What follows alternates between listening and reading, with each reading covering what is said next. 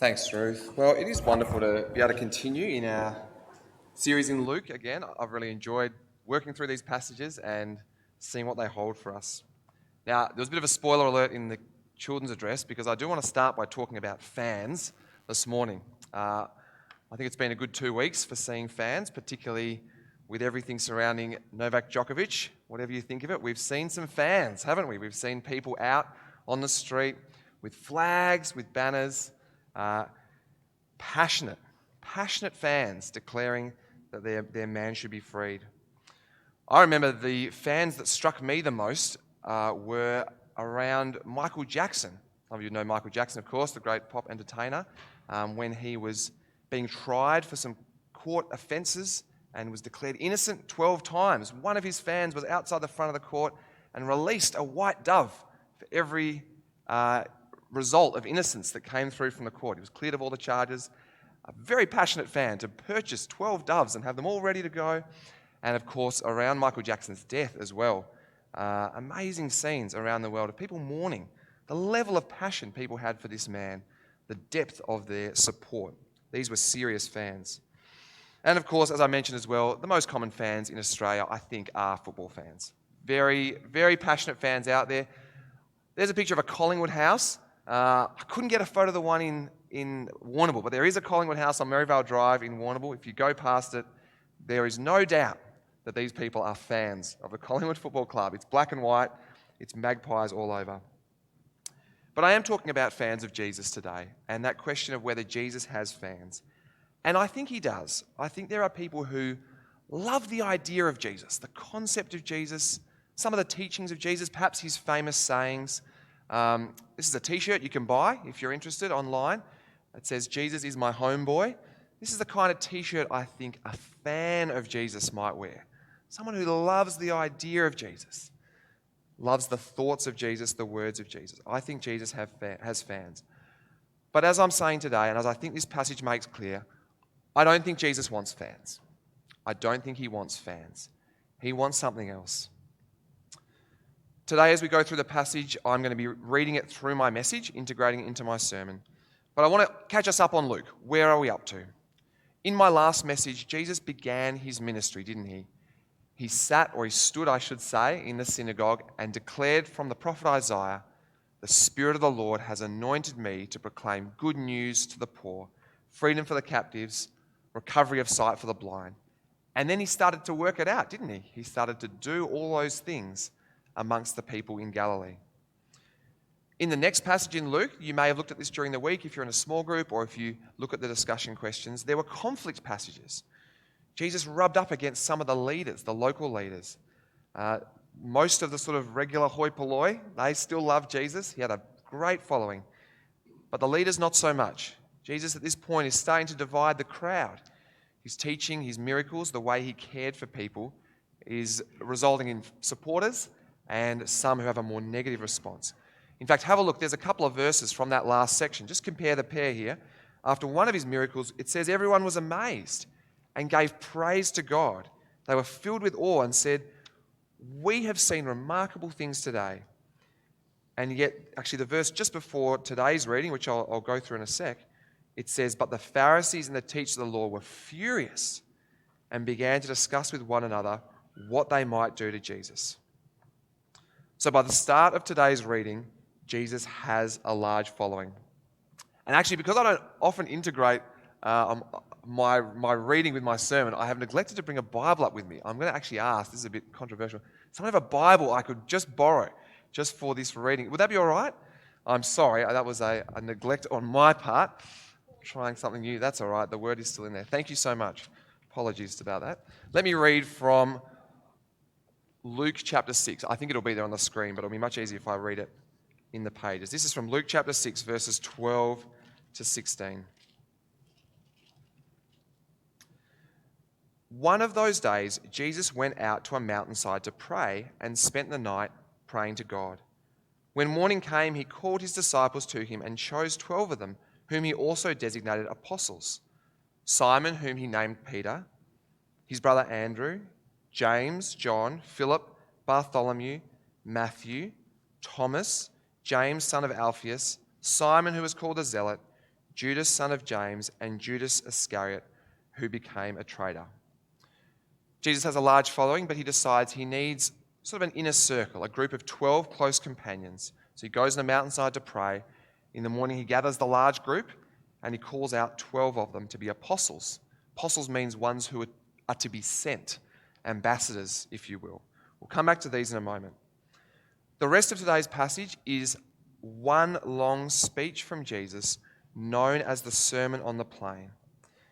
Before we look at what Jesus actually says, I want us to look at who was there.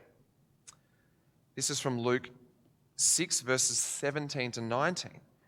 He went down with them and stood on a level place. A large crowd of his disciples was there, and a great number of people from all over Judea, from Jerusalem, and from the coastal region around Tyre and Sidon, who had come to hear him and be healed of their diseases.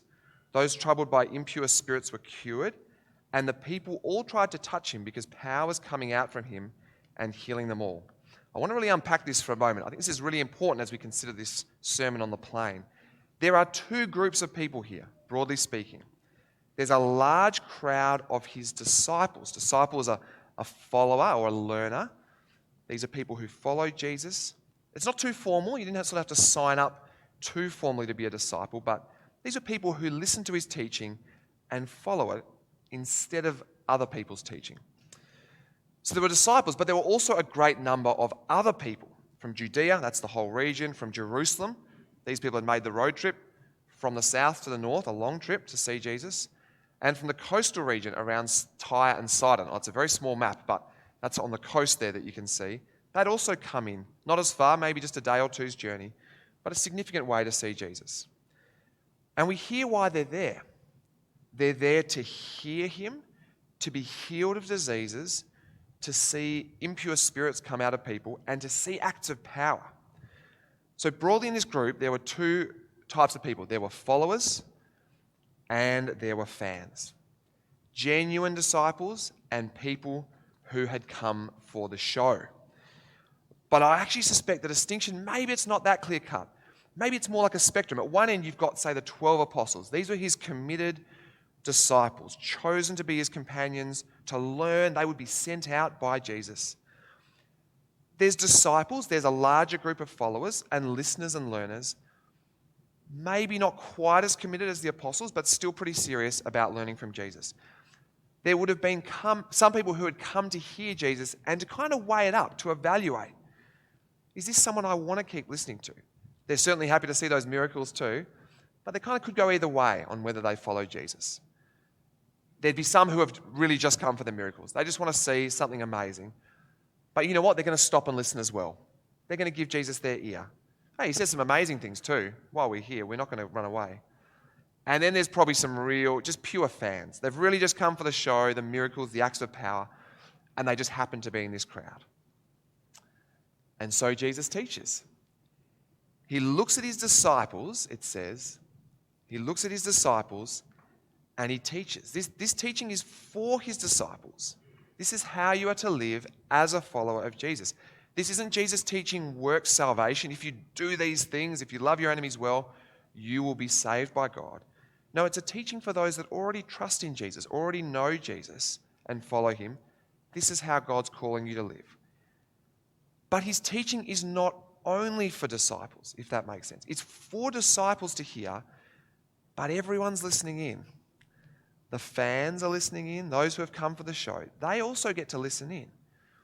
He doesn't send the crowds away and go, look, if you're not following me yet, this is not for you. No, he teaches so everyone can hear. And this is because there is something radically attractive about Jesus' teaching. Some people are going to hear Jesus and think, I want that. I want that way of life. I want a life that looks like that. I'm not a follower yet, but maybe I want to be a follower. Maybe I'll become a follower of Jesus too. He's teaching his disciples how to live now that they already trust him, but he's also happy for others to hear so they can consider what it looks like to live as one of Jesus' disciples and to consider whether they might also trust Jesus. Maybe that's a little bit like today. Most of you here, I suspect, are probably followers of Jesus, people who already trust in Jesus. For you, Jesus' teaching today is a call how to live. Now, maybe there's some listening today here, or maybe some watching online, who are still deciding, who are still wondering. Maybe you're interested in Jesus, but you know you're not a committed follower yet. So I want to say it's great to hear these words as well, because this teaching is for disciples to follow, but it's for everyone to hear. Everyone to hear. And there's three main ways here Jesus calls his disciples to live. Firstly, he encourages them to desire eternally. To desire eternally. Let me read from verse 20. Looking at his disciples, he said, "Blessed are you who are poor, for yours is the kingdom of God. Blessed are you who hunger now, for you will be satisfied. Blessed are you who weep now, for you will laugh. Blessed are you when men hate you, when they exclude you and insult you and reject your name as evil because of the Son of Man. Rejoice in that day and leap for joy, because great is your reward in heaven, for that is how the fathers treated the prophets. But woe to you who are rich, for you have already received your comfort. Woe to you who are well fed now, for you will go hungry. Woe to you who laugh now, for you will mourn and weep. Woe to you when all speak well of you, for that is how their fathers treated the false prophets." What is all this about? Well, initially this can all seem a bit odd, I think. You hear these verses, it can seem a little bit out of place. Why would the poor and the hungry be blessed by God rather than those who are well off? It's worth flagging here, and you see that in the last verse. Jesus is drawing on a long tradition of Jewish prophets and Jewish false prophets. God's true messages were totally committed to God's truth, to proclaiming what God told them. But they were ostracized by the people. They were persecuted, and they were often hungry and poor. Whereas the false prophets, those who just loved to tell God's people just what they wanted to hear, they were well paid. They were spoken well of. In a similar way, Jesus knows exactly what's going to happen in the early years of people following him, during his life, but also during the early church. Faithful Christians would be ostracized by their Jewish families. They would be poor and hungry. They would be verbally insulted. Faithful Christians would come up against the Roman Empire. They would be imprisoned. They would be excluded from society. They would often be treated with violence. For them, their commitment to Jesus led them to being persecuted, just like Old Testament prophets. And Jesus is saying here, if this is you, you are blessed. God blesses you for your faithfulness to him despite your terrible treatment. Jesus isn't saying blessed is every single random poor person, but blessed are the faithful poor, the faithful hungry. Yours is God's promised kingdom. And he declares the opposite as well. Woe to the rich, woe to the well-off and satisfied, those who need nothing. Again, he's not saying every wealthy and every well-spoken of person is evil. But he's saying, like the false prophets, those who are callous towards others, those who speak lies that give them comfort, those who ignore others' needs despite their capacity for generosity, he says, woe to you. Well, what do we do with this kind of passage then? Well, as Christians in Australia today, we don't experience the same kind of persecution that the early church did. Christians today are just as likely to be wealthy and happy and spoken well of as much as poor and hungry and mistreated. What do we do with these blessings and woes? I think at the heart of these statements is a question of desire. For those first listeners who are weighing up following Jesus, and there were many in that crowd, weren't there? Weighing up whether they follow Jesus. Some would find that sacrifice too much. Some would find it too much. They would be happy with what the world could provide: wealth, stability, peace, and calm. And so they would avoid the hardest parts of following Jesus. They didn't want to rock the boat. They didn't want to get in trouble. They were content with what the world could offer. But Jesus' true followers, they had a greater desire. They desired more than what the world could give them. And they were willing to give up those good things of the world: peace, comfort, wealth, giving them up for the sake of God's kingdom. I think this is our question. Do you desire more than what this life can give? Do you desire eternally? Do you desire eternal peace and satisfaction rather than earthly temporal peace? Do you desire the commendation of God our Father rather than the commendation of your friends and family? Do you desire the eternal joys of knowing God as King rather than temporary happiness of earthly pleasures? Jesus encourages his followers to desire more than this life can give. Secondly, Jesus encourages his followers to love radically. Let me read the next section. But I tell you who hear me, love your enemies, do good to those who hate you, bless those who curse you, pray for those who ill-treat you.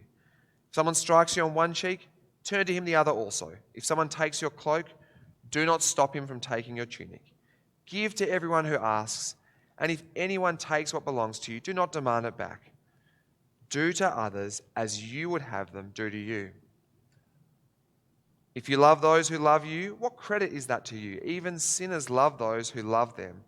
And if you do good to those who are good to you, what credit is that to you? Even sinners do that. And if you lend to those from whom you expect repayment, what credit is that to you? Even sinners lend to sinners, expecting to be repaid in full. But love your enemies. Do good to them and lend to them without expecting to get anything back. Then your reward will be great and you will be sons of the Most High, because he is kind to the ungrateful and wicked. Be merciful, just as your Father is merciful. Jesus encourages his followers to love radically. He says twice, love your enemies, doesn't he? And he makes it clear, enemies are not people that you hate. He's not saying, go out and make some enemies so that you can love them well. No, he says enemies are people who hate you. You see that in that first section there, those who hate you. And there's always going to be people who hate followers of Jesus. There always will be people who curse us, who mistreat us. And Jesus doesn't say, stand your ground, fight back with all the force you can muster, fight fire with fire. No, he says, love them, bless them, be generous to them. If you wish, I wish those people would be nicer to me. I wish they would. He says, get the ball rolling. Do to them exactly what you wish they would do to you. He doesn't make a guarantee that this will change the hearts of your enemies, that they'll start to reciprocate their love, but he says, love them anyway. Love your enemies. And to finish this section, he gives that example, doesn't he, of God's love for us. Let me read those last two verses again, 35 and 36. Then your reward will be great, and you will be children of the Most High, because he is kind to the ungrateful and wicked. Be merciful, just as your Father is merciful. The greatest example of God's love for the ungrateful and the wicked, the greatest example of God's love for his enemies, would take place in Jesus himself, who said these words. In less than 3 years after this address, Jesus would be falsely accused, he would be tried and sentenced to death and executed on a Roman cross like the one behind me here. He would be executed in place of those who hated, ignored, or despised him. And in Jesus' death, he took on himself the punishment that we all deserve for our rejection of God. In Jesus' sacrifice, God was ultimately kind to the ungrateful and the wicked. Paul writes this of Jesus' death. He says, God demonstrates his own love for us in this. While we were still sinners, while we were still opposed to God, Christ died for us. I think unlike the blessings and woes, these verses about loving our enemies, they're a lot easier to understand, but they're a lot harder to do. Radical love for enemies is really hard. It's just hard to do. When we're mistreated, when we're insulted, when we're ostracized, we don't act with love. I don't act with love. That's not my natural response. Now, we may not be violent, we may not be insulting, but we writhe. You know that feeling. You burn inside. You nurture bitterness and resentment. I certainly have that tendency. How I feel towards those people that I just find it hard to love.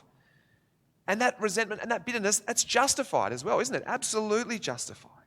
You know what they think of you. You know what they just said of you. You know how they're treating you. You're on the receiving end of taunts and aggressive comments. You know people gossip about you. Nobody's denying that. But Jesus says, love your enemies. Do good to those who hate you. Because this is how God, your Father, treats you. While I was still a sinner, Jesus Christ died for me. These verses are easy to understand, I think, but they're hard to do. The final thing Jesus says is judge wisely. Let me keep reading from verses 37 to 45. There's a bundle of things here, but most of them are about judging. Do not judge, and you will not be judged. Do not condemn, and you will not be condemned.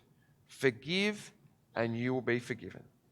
Give, and it will be given to you. A good measure, pressed down, shaken together, and running over, will be poured into your lap. For with the measure you use, it will be measured to you. He also told them this parable. Can a blind man lead a blind man? Will they not both fall into a pit? A student is not above his teacher, but everyone who is fully trained will be like his teacher. What is Jesus meaning by this? Well, initially he's telling us not to rush into judging others, not to judge hastily, and certainly never to be judgmental, never to condemn someone in our hearts because of their actions. I actually think we live in a very judgmental culture at the moment, where one slip up, one mistake, if you're on Twitter, you know what I mean, one poorly worded tweet or social media commentary can turn someone into an outcast, a social pariah, forever taunted with some kind of brush based on what they said. But I know what it's right. I know what it's like to say something wrongly. I know what it's like to wish I could take those words back from my mouth when I've said something that's harsh or that's inappropriate, hoping nobody judges me. Jesus says, don't judge. Don't condemn someone. Be generous. Be gracious in your appraisal of people. Jesus also says, don't be a hypocrite. Let me keep reading. Why do you look at the speck of sawdust in your brother's eye and pay no attention to the plank in your own eye? How can you say to your brother, brother, let me take the speck out of your eye, when you yourself fail to see the plank in your own eye? You hypocrite, first take the plank out of your eye, and then you'll see clearly to remove the speck from your brother's eye. He paints a very strange picture, doesn't he, of someone having a speck in their eye, someone else having a plank of wood in their own eye. But the message here is pretty clear. Don't judge someone for something small while you have a glaring big issue at your own end. It's a pretty clear message that we should be aware of our own sin and weakness and faults and focus more on addressing those than casting judgment on other people. But have a look how Jesus ends this image. He says, you hypocrite, first take the plank out of your eye, and then you'll see clearly to remove the speck from your brother's eye. He says there is a time to drawing attention to someone else's sin, but only once you've made sober and serious examination of yourself. Do not be a hypocrite is the message here. Do not be a hypocrite. And thirdly, Jesus says, make judgments based on evidence. No good tree bears bad fruit, nor does a bad tree bear good fruit. Each tree is recognized by its own fruit. People do not pick figs from thorn bushes or grapes from briars. The good man brings good things out of the good stored up in his heart, and the evil man brings evil things out of the evil stored up in his heart. For out of the overflow of the heart, the mouth speaks. If you witness bad fruit in someone, bad results again and again, actions that harm others, words that speak maliciously, Jesus says, don't be willfully blind here. Realize there's an issue. Be discerning, Jesus says, but always based on evidence. There's a subtext here, I think, about how we're not supposed to judge too. We're not supposed to judge on something like skin color or family history or some kind of prejudice.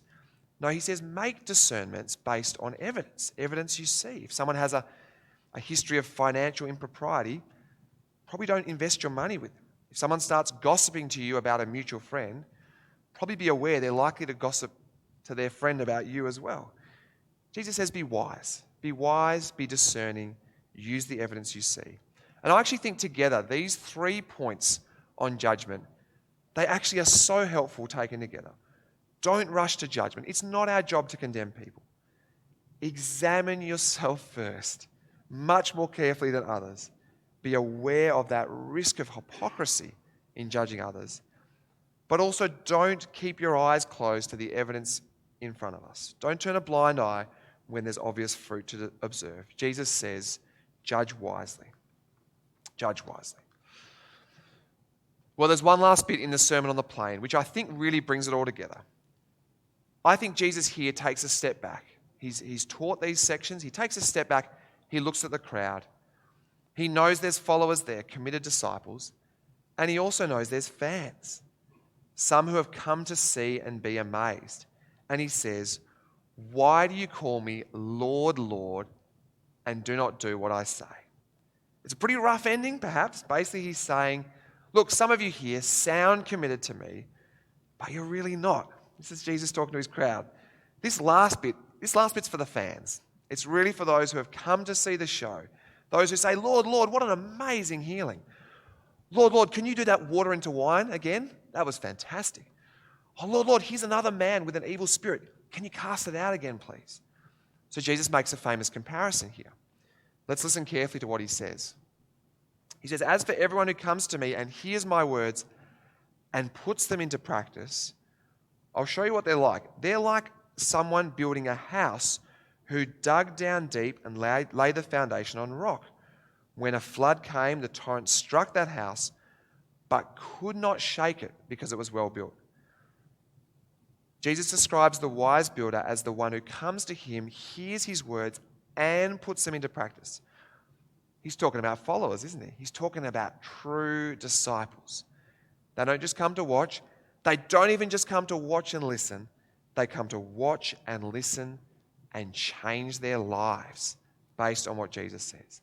And these people, Jesus says, these people can stand the storms. Not absence of storms, not necessarily protection from storms either, but endurance through the storms. These people can stand the storms.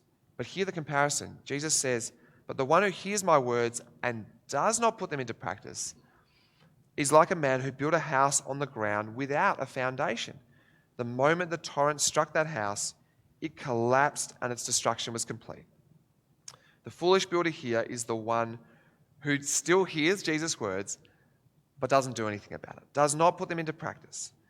These are the ones whose lives will not endure the storms. These are the fans. That's a description of a fan. They've come to look, they've even come to listen, but they're not going to change their lives in response to what Jesus says. He's not talking about his enemies, is he? He's not talking about Pharisees here from the last sections or people who hate Jesus.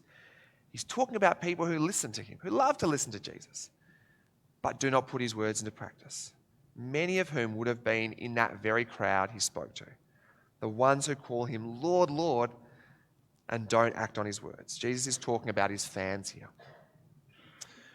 I think one thing that we see very clearly from this passage, Jesus is not interested in fans.